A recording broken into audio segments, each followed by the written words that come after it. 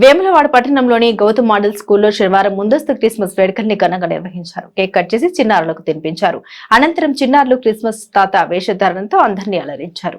పాఠశాలలో నిర్వహించిన క్రిస్మస్ వేడుకల్లో కరెస్పాండెంట్ భూరా ఉమా రమేష్ పాల్గొని క్రిస్మస్ ప్రాముఖ్యతను విద్యార్థులకు వివరించారు. చిన్నారులు ప్రదర్శించిన నృత్యాలు వివిధ వేషధారణలు ఎంతగానో ఆకట్టుకున్నాయి. ప్రత్యేక దుస్తులు వచ్చిన విద్యార్థులకు కరెస్పాండెంట్ భూరా ఉమా రమేష్ బహుమతులు అందజేశారు.